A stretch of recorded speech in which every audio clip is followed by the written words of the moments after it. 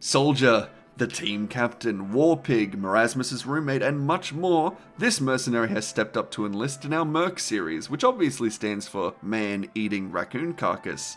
Does he actually do that? In this series, we look at each of the mercenaries' achievements, attempt to get any achievements remaining for them, and give you some tips and tricks on how to achieve them. Currently for Soldier, we're missing these achievements. This time, it's not as easy as playing one game mode and using two specific weapons.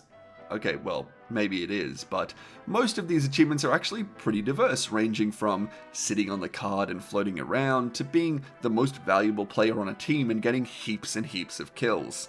Luckily for us, many of these achievements aren't mutually exclusive, so we can do most of them all at the same time. Plus, the only one which needs you to play a specific game mode is Ride of the Valkyrie, which obviously needs you to play Payload. So let's just smash that one out first.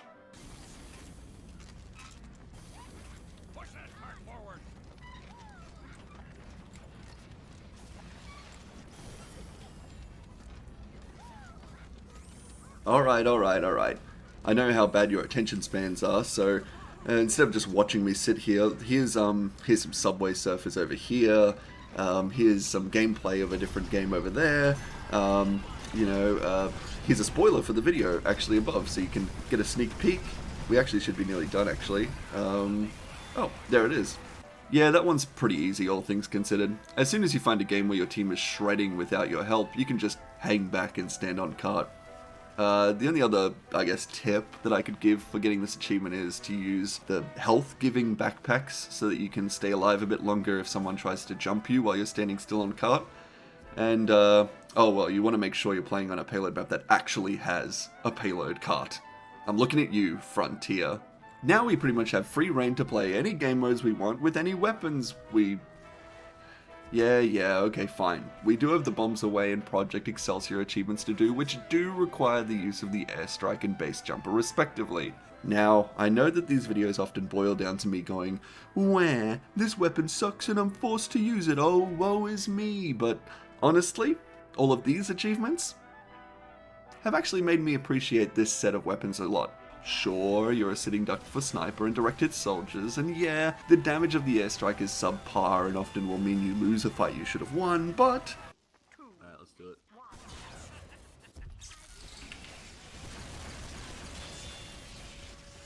Oh, no, you got Billy though. Nah, they've got They got stock. they've got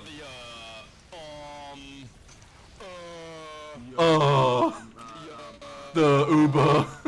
Guys, what's it called again? Schwacky Schwag? The Schwippy Schwab. It's fun. Simple as that. And I want all of you to experience just how fun this set can be. So, to help you get the most out of this set and get these achievements, here's the best way to play what I call the based strike combo.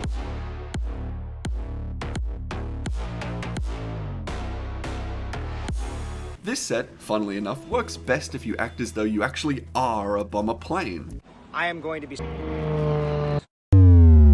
You want a nice safe base of operations where you take off from, bomb the enemy team and then fly back to resupply, heal and take off again. Because of the weapon's fast firing speed, lower damage, and because you'll be rocket jumping all the time, you'll be chewing through both ammo and health often, which makes you very vulnerable. That's why a safe base of operations is needed. Now this can be many things from an engineer nest to the spawn room or even just a quiet spot on the map with a medkit and ammo box. It just needs to be a safe place to return to when you're retreating from the front lines. This playstyle effectively gives you a sphere of influence. You're most effective within this radius of your base of operations. Stray further than this sphere and you're in the danger zone. Now this only works to mitigate the downsides of the based strike combo. How do we properly utilize the combo's strengths? By striking from unexpected angles. By using the unique movement capabilities of the base jumper, you can catch your opponents off guard by attacking them from odd angles to throw them off. Whether that be attacking from high up around corners, at long distances, or up in the stratosphere. This combined with the airstrike's fast firing speed means your opponents don't even get a moment to react to your out of pocket positioning before getting mag dumped by you. But the main benefit of doing this from longer ranges is that you avoid closer ranged characters like Demo Man, Heavy, Scout, and Engineer, with this working especially well against them as their sentries have a fixed range and cannot move, so you can safely and effectively take them out. However, this strategy is situational and map dependent.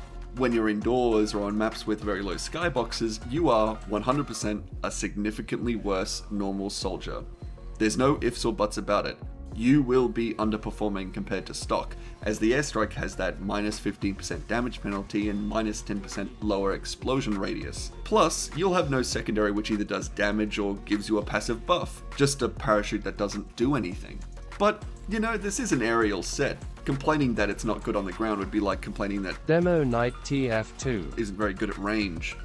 But speaking of range, you get countered pretty easily. Snipers and direct hit soldiers ruin your day, as does other hit scan mercenaries at closer ranges.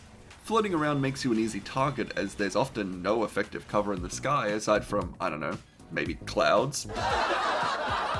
So if you can, try and get the jump on these mercenaries and avoid their sightlines. Oh, and the base jump is great for market gardening. Alright, so we're recording now? Yo, what's up everybody? It's your favorite gamer getting a market garden kill. Hit the air horn again. Right now. That's not the air horn. Hello. Hello? You just saying hello? I'm hitting these sick kills and all I'm getting is hello. Hello. I got hairy legs. Come on, was it Joe Biden? Yes. I'm getting sick frags and I'm hearing Joe Biden right now. Dude, literally, like, I'm cracked right now and all I'm hearing is Joe. A duck. God damn it. Get that duck out of here. Get him out of the booth. Hey, you left. That's pretty empty, actually. But, yeah. Where was I going with this? Oh, yeah. Achievements.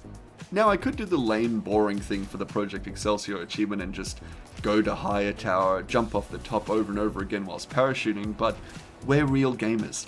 So I, instead, wasted hours and hours of my life, which I could have been doing far more productive things, and used the weapon as intended. Yeah, I'm pretty cool, right? I mean, I wish it was a more flashy achievement to get, but it's not. It's just really long and boring. Oh, finally. These next two achievements are effectively the exact same. I mean, look at them. If you're based and striking, you should get these at the same time, right? I mean, right? I'd really like to play with my friends. What? Oh! No, What? we're not. Upper hand? How? You can't hurt. How the hell did this count? Valve, what's going on here? I don't see 3 people dying, or even me rocket jumping. What's the spaghetti code telling you here that makes you think, yeah, that's upper hand, give him the achievement? But anyway, to get this one properly without relying on Valve's spaghetti code, I would recommend playing Control Point, King of the Hill, or any map in general where players tend to bunch together like Dust Bowl. I'd also recommend getting enough kills to get your maximum clip size, hiding away and waiting for a big push before you dive in and kill everyone. Kinda like what happens here. Hey! You even have binds? Of course I do. It's part of the job, isn't it? It really is. And we lost! Yippee! I don't know. It's less of a job and more of a service. A service to my people and my nation. So we might as well, you know, get some more. That sounds crazy. Oh. Hey, what did this do for an achievement? I'm sorry, thanks for the achievement. And we'll just kill that guy as well, just for good measure. Oh, there's a heavy on point. He's dead. God damn. You just Bacon. You just got Macon Bacon? Hello? Oh, I got Medal of Honor! What are these achievements? Oh, for those of you asking for advice on how to get those last 2 achievements, I'd just say, you know, get good, like me, who 100% recorded themselves getting this achievement. I swear I killed a bunch of people. I did it. I did the thing, okay? I did it. West Geneva contribute. You have to kill 3 people after the round ends. And I definitely was recording. What, were you actually? Maybe. See? Now let's keep going. War. The war update, to be more accurate, had Soldier and Demoman declare war on each other because of some nefarious scheme cooked up by the administrator to keep them from being friends. This update brought along with it some maps, weapons, and most importantly for us, achievements. This update quite literally gave Soldier and Demoman their first batch of achievements. But the main achievement for Soldier in this update was, I mean, all of them, but out-damned Scott. Now, that is a big number, but fear not, I have the hottest strat for you to get this achievement easy peasy. Now, I've played a lot of games of Soldier in general for Frags of Our Father and Project Excelsior, and I've gotten a fair amount of Demoman kills in that time. The demo. Flubber? I don't know. have Uh-oh. Pack. When I hear the soldier. Silent. suddenly. However, progress was always slow, only a handful of kills per game, not at all a good pace to get this achievement in a timely manner. But during this time, I noticed something. Whenever I was making good progress towards this achievement, the enemy team always had a Demo Knight who would just run in and get themselves killed. Now, to be fair, I was using the B.A.S.E.D strike combo, so it wasn't exactly like they could hit me or anything, but still, this did spark an idea in my mind. Medieval mode, the game mode which only allows you to use items which could, theoretically, exist in medieval times. This mostly promotes the use of melee weapons, which in turn promotes the use of the mercenary with the best melee weapons, the Demo Man. Or more accurately, Demo Knight. Demo Man by far is the most dominant class in this game mode, with only Sniper and Medic and potentially Spy even coming close to that same level of viability. Because of this, Demo Knights are everywhere in this game mode, so it's perfect for soldiers to get progress towards out-damned Scott. At least, that was the theory. One issue is that in comparison to Demo Knight, Soldier is weaker in medieval mode. Although this means we'll often be losing most fights against Demo Men, the higher density of them in a round means that overall, we're still gaining more kills than we would in standard casual servers, where the matchup is far more fair. I would recommend the following loadouts for Soldier, depending on whether or not random crits are enabled. This one for if it is, and this one for if it isn't. The disciplinary action is great at giving you extra mobility, hitting enemies at longer ranges, and with random crits enabled, its 25% damage penalty won't be too punishing. Its longer reach also helps you if you're lagging really bad, because, I don't know, maybe the only medieval server that was populated is over in the US, and you might be, I don't know, in Australia. That'd be crazy. The equalizer, on the other hand, works great when you're not relying on crits and have to worry about lag. It's just far more consistent in terms of damage dealing. And when random crits are disabled, you won't be worrying about instantly dying at mid to low health or getting mad when your first hit crits for a solid 98 damage because you're at max HP. Using these loadouts in medieval mode is by far the best way to get progress for out-damned Scott. And that's a fact. 100% fact-checked by true overachiever gamers. Planet. Oh, there it is. Well, oh. Oh, what did I just do? Just for an achievement. Thanks for the achievement. Maybe an extra one for good luck? I don't know.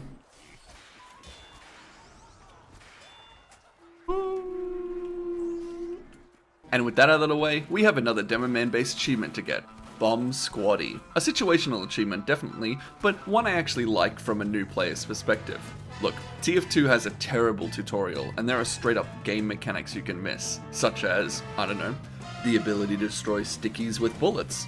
Well, bullets and some other things, but still. Achievements are often used as a substitute to the tutorial, giving fun hints about game mechanics and tasking players to go out and use them to do a specific thing. And wow, fun segue, that's exactly what this achievement is. If you see a demo man mindlessly spamming stickies in accessible areas, whip out your shotgun and start blasting. Fun fact, did you know that the sticky bomb launcher has 8 stickies when fully loaded? And it also only can have 8 active stickies at a given time? You see where I'm going with this. They don't make things easy, do they? No, you don't. I know what you're trying to pull. Let's go! Yeah, but still.